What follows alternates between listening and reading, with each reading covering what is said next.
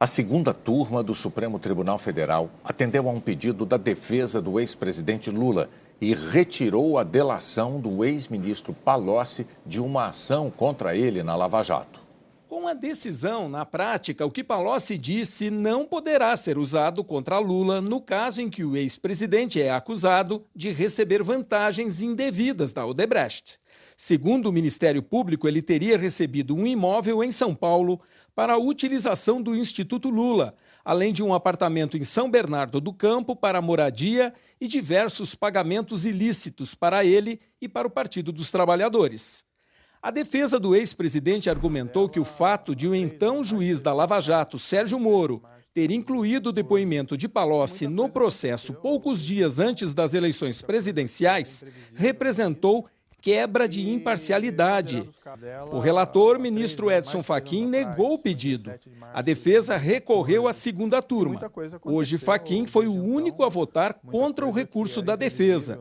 Ele argumentou que as declarações de Palocci não causaram prejuízo à defesa. Em meu modo de ver, não se demonstra que a atividade processual teve como norte a inclinação por determinada hipótese acusatória, mas tão somente possibilitar em sede de sentença o adequado enfrentamento da matéria afeta à atividade colaborativa. Mais do que isso, assentou o juiz da causa que essas informações não constituem inovação relevante em relação às declarações previamente prestadas pelo réu, de modo a não configurar prejuízo à defesa, circunstância que, além de inviável dissenso nesta sede de habeas corpus, não foi impugnada pela sempre atilada e escorreitamente combativa defesa. Segundo o ministro Ricardo Lewandowski, ficou demonstrado o constrangimento ilegal imposto a Lula, o que impõe a exclusão das provas ilícitas. A determinação da juntada dos termos de colaboração de Antônio Palocci Filho, os moldes acima mencionados, consubstancia, quando menos, inequívoca quebra da imparcialidade. Diante desse cenário, concluo que a juntada de ofício após o encerramento da fase de instrução, com o intuito de gerar,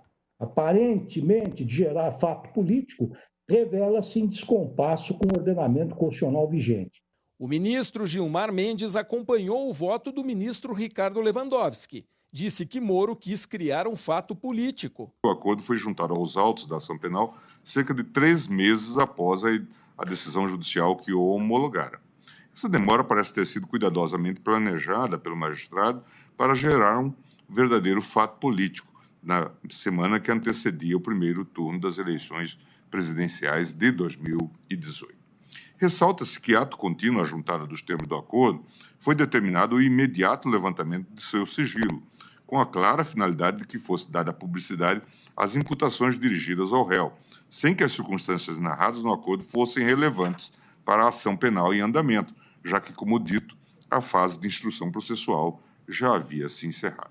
Outros 2 ministros que integram a segunda turma, Carmen Lúcia e Celso de Mello, não participaram da sessão. A segunda turma também decidiu, por 2 votos a 1, permitir que a defesa de Lula tenha acesso a trechos do acordo de leniência da Odebrecht, que envolve o ex-presidente.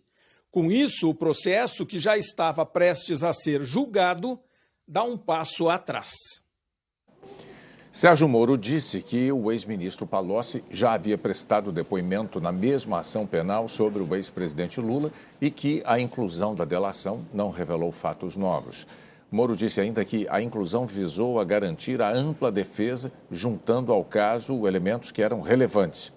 Lembrou ainda que, como juiz, não proferiu sentença nesse caso, que condenou o ex-presidente Lula em outra ação penal muito antes de qualquer campanha eleitoral, e que a decisão foi confirmada pelas instâncias superiores.